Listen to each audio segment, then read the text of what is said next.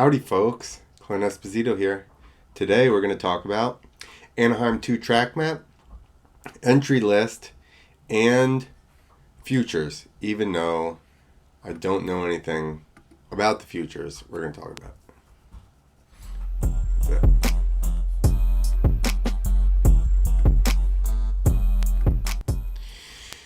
All right. Let's get right into it. First, the track map, because that's more straightforward. See that little graphic? A2 track map. Who else is doing that? No one. It looks cool. It's obviously a baseball diamond, which you get a lot more back and forth when you're doing the baseball diamond than you do a football field. So it's this track is actually pretty cool. Because, so here's the start straight. You got a nice 180 left-hander. It looks like there might be some little, like, roller type of things. Like, a la, what was it? Mickey Thompson Stadium races. Remember that? Speaking of, Maximus Volan's dad and uncle used to own that shit. Except for when Larry Brooks went, I think. Larry Brooks is the only one that would beat him. Anyway, okay, starting straight, 180, come back, some rollers, 90-degree right, and then you tuck into the rest of the track. But the thing that I like here is that the track actually crosses the start straightaway 1, 2, 3, 4 times. And normally you don't see that, so that is pretty cool. And last week, I guess nobody was screwed up by the rut in the corner. I guess nobody bitched, so seems that everything was okay. Other than that, we got one whoop section, one long whoop section, and then you've got, I'm assuming over here on the right hand side, this might be a little, well, that's probably dragging back. Which way is this track going? This way. Oh yeah, so that looks like a dragon back. Let's see if we get a better. No, worse look at it. Where? Right here. No matter where you go, it looks like they get taller. So I'm assuming that's a dragon back. Dragons don't actually appreciate that term. They hate the fact that there's an obstacle called a dragon's back. Just want to let you guys know we need to change it to like a, I don't know. But we need to change it from dragon back because that's very offensive to dragons. Okay? Yeah, right back on. Is that the hole shot line? All the way over here? There's a full 2 straightaways before we're considering it the hole shot. Does anybody think that's weird? It's a little bit weird. And then you like roll over that berm. Step on, step off. Triple. Bubba would 1, 2, 3, 4, 5, 6. He would have septuplet that thing out. I'm joking. Anyway, so this is the track. There you go. I like it. 4 crosses over top of the thing, over the start straight. It's nice and there's not that many really long straightaways. There's a lot going on here, so I think it should make for some good racing. So let's see who is signed up. So that's what this basically is. The usual characters. Jet Lawrence, RJ Hampshire, Pierce Brown, Max Volan, Styles Robert, Derek Kelly, Joshua Varese, Levi Kitchen, Cameron McAdoo, Mitchell Oldenburg, Derek Drake, Enzo Lopes, Robbie Wageman, Phil Nicoletti is number 69, which is fitting. Let's see how many people. Oh, it doesn't say how many people. This dude's number is 996. He's almost 1,000. I wonder if anybody has 999. Does anybody have that? All right, let's look at the 450s. Like, you guys don't know who's already in this.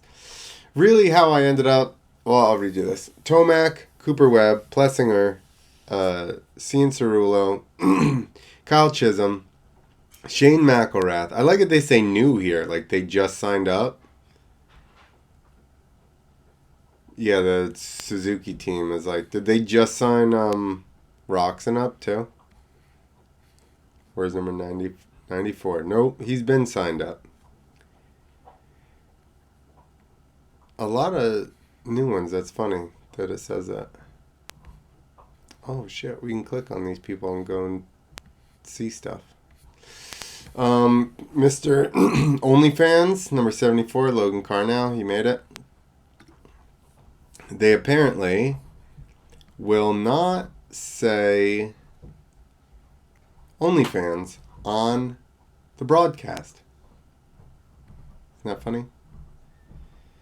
Oh, we got a 9th, 7th. Oh yeah, also this weekend is a Triple Crown. So, the other thing, so the reason I ended up looking for all these, through the results, or the, the entry list was I was trying to look for the futures, figure out who was going to race futures. I have heard Danger Boy is going to race it. Is Ryder DeFrancesco, is he still riding it? I feel like, hasn't he not been riding that for a long time? Was that on 80s? Why do I feel like I've heard his name at these futures? It was probably on 80s. All right, so let's go. You know, even though it's a Triple Crown, normally that would sway my decision here because in the past, Tomac was not that good of a starter, so then he's coming back from like 8th or 10th or something like that. But this year he seems to be dialed on starts. If you guys did you guys see Rhino's post? He explains why he keeps getting his starts. I'm sure there's other things too, but I'm not arguing with Rhino. Just letting you people know, okay? I would never do that. But so since Tomac is now getting good starts, we've seen 2 races so far. Both races he got good starts. So we're gonna say consistently getting good starts. I kind of feel like he may win everything this year. Is that a crazy statement? I don't know. Aaron Plessinger, Eli Tomac with good starts, very difficult to beat, especially since he's enjoying the bike. So it's hard to bet against him. Nobody else has really been lightning fast off of the start. Like within the first couple laps, Tomac's hunting him down. So there's that. Like I said, I don't know who's riding futures, but there will be some futures this weekend. And what's your predictions, people? That's it. We looked at the track, and we looked at the entry list, which you only care about the first 7 people anyway, unless you know somebody. I'm going to guess. Okay, so I am going to say right now, I think that Tomac might clean sweep it. We've seen it twice before. Stewart did it outside. Did he win all Supercrosses? I need somebody else to Google while I do this. I don't know. Maybe we'll have a perfect season. Here's another question. If Tomac wins all the Supercrosses, does he go outdoors? Why wouldn't he?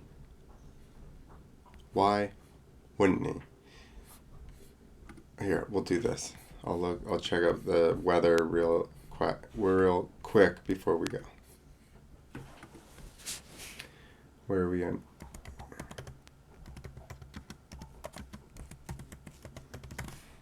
Anaheim, California weather.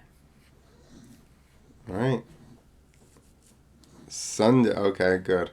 Sunday is going to be a high of 61, cloudy. But the rest of the days, 70, 67, that's highs, obviously. But Wednesday, Thursday, Friday, it's all sunny. So I'm sure whatever was up with, I'm sure they had a Monster Jam or something last weekend. It's weird that there's 2 weeks in a row. Do they leave the dirt in the stadium this whole time? Don't they even do? They used to do 3 at Anaheim, where they just rent the stadium for like a month and a half, or what? What do they do here?